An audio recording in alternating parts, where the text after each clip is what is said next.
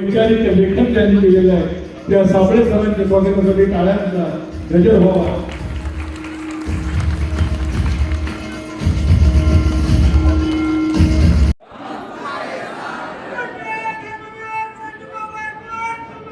सम्राट अण्णाभाऊ साठेंचा, लोकशाहीर साहित्य सम्राट अण्णाभाऊ साठेंचा, वीर धवजी उस्मानांचा, छत्रपती शिवाजी महाराज की जय. भवानी भारत माता की हर हर.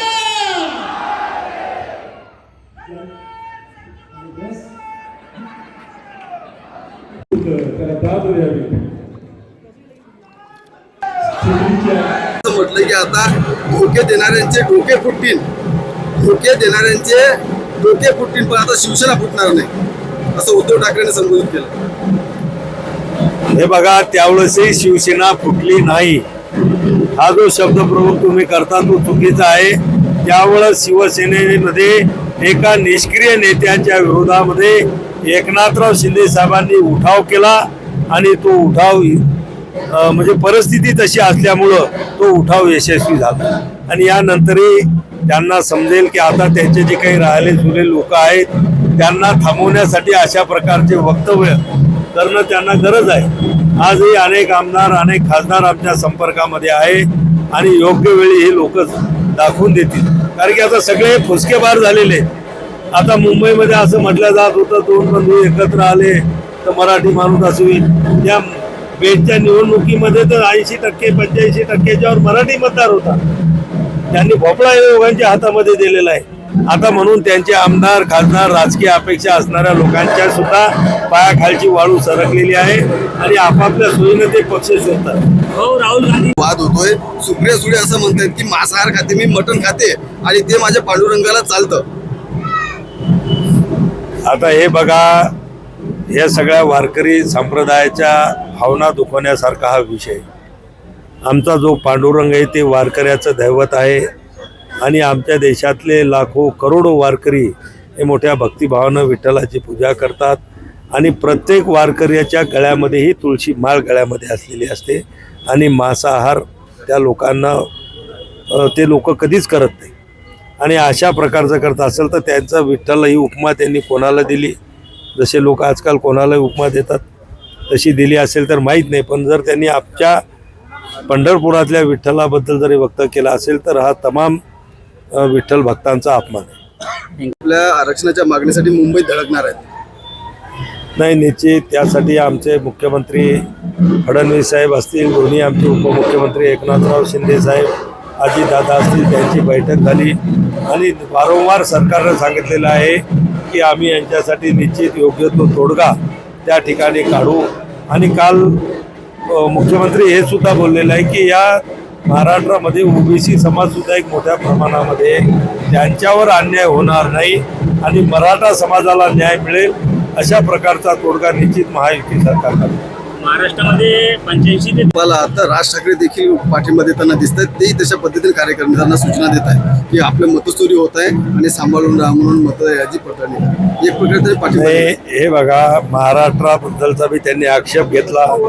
लोकसभेची निवडणूक झाली, लोकसभेमध्ये ज्या मतदान याद्या वापरल्या होत्या त्याच मतदान याद्या महाराष्ट्राच्या विधानसभेमध्ये सुद्धा वापरल्या गेल्यात, उपयोगात आणल्या गेल्या. मग लोकसभेत त्यांना यश मिळवलं, त्यावेळेस त्यांनी चोरी केली होती का? हा मूर्खपणाचे आरोप हे लोक सगळे करायला लागलेले आहेत आणि त्यांनी खऱ्या अर्थानं लोकशाहीवर आणि निवडणूक आयोगावर विश्वास ठेवण्याची आवश्यकता आहे. आपला कुठेतरी पराभव होतो म्हणून त्याचं खापर निवडणूक आयोगाच्या डोक्यावर फोडण्याचं काम हे सगळे पराभूत होणारे पक्ष आणि त्यांचे नेते करत आहेत. पण म्हटलं की आता धोके देणाऱ्यांचे डोके फुटतील, धोके देणाऱ्यांचे डोके फुटतील, पण आता शिवसेना फुटणार नाही असं उद्धव ठाकरेंनी संबोधित केलं. हे बघा, त्यावेळेसही शिवसेना फुटली नाही. हा जो शब्दप्रयोग तुम्ही करता तो चुकीचा आहे. त्यावेळेस शिवसेनेमध्ये एका निष्क्रिय नेत्याच्या विरोधामध्ये एकनाथराव शिंदे साहेबांनी उठाव केला आणि तो उठाव म्हणजे परिस्थिती तशी असल्यामुळं तो उठाव यशस्वी झाला. आणि यानंतरही त्यांना समजेल की आता त्यांचे जे काही राहिले जुने लोक आहेत त्यांना थांबवण्यासाठी अशा प्रकारचे वक्तव्य करणं त्यांना गरज आहे. आजही अनेक आमदार अनेक खासदार आमच्या संपर्कामध्ये आहे आणि योग्य वेळी हे लोक दाखवून देतील. कारण की आता सगळे फुसकेबार झालेले आहेत. आता मुंबईमध्ये असं म्हटलं जात होतं 2 बंधू एकत्र आले तर मराठी माणूस असं होईल. या बेटच्या निवडणुकीमध्ये तर 80% 85%च्यावर मराठी मतदार होता. त्यांनी भोपळा योगांच्या हातामध्ये दिलेला आहे. आता म्हणून त्यांचे आमदार खासदार राजकीय अपेक्षा असणाऱ्या लोकांच्या सुद्धा पायाखालची वाळू सरकलेली आहे आणि आपापल्या सोयीनं ते पक्ष शोधतात. हो, राहुल गांधी आणि आपल्या बुलढाणा जिल्ह्यात देखील 29,000 मतदार आहेत. असे आहेत का 85 ते 150 वयोगटातील मतदार? 150 85 ते 150 पर्यंत जे 85 ते वयोगटातील आहे. 150 त्यामध्ये 150 मतदाराचं एखादं नाव सांगा की ज्याचं मतदान आधी 150 वर्ष वय. तसेच 13 लाख नाही मतदार नाही, तुम्ही प्रश्न विचारला की 85 ते 150 वय असणारे जे नाव आहे, तर मग 150 वाला कोणी? एखादा 85 वाला असेल तर 150 वालाही असेल नाही आधी. तेच म्हणणं आहे ना की 13 लाख नावं कोण दाखवले आहे 150 वाला? एखादा सांगा तर खरी. आम्ही तपासू की आमच्या देशात बुलढाणा जिल्ह्यातला एवढा कोण नशीबवान माणूस आहे की तो आयुष्य 150 वर्ष जगला म्हणून. हे बघा, हे खोटे आरोप करायला काही लागत नाही आणि जिभीला हाड नसतं.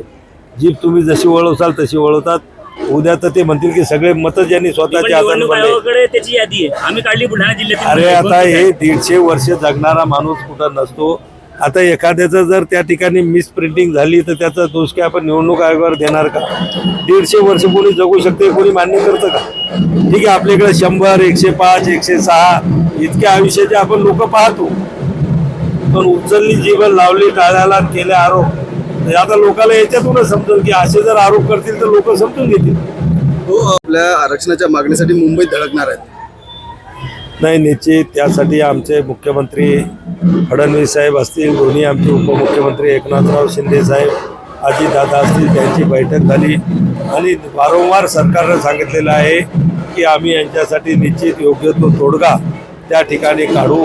आणि काल मुख्यमंत्री हे सुद्धा बोललेलं आहे की या महाराष्ट्रामध्ये ओबीसी समाजसुद्धा एक मोठ्या प्रमाणामध्ये त्यांच्यावर अन्याय होणार नाही आणि मराठा समाजाला न्याय मिळेल अशा प्रकारचा तोडगा निश्चित महायुती सरकार करेल.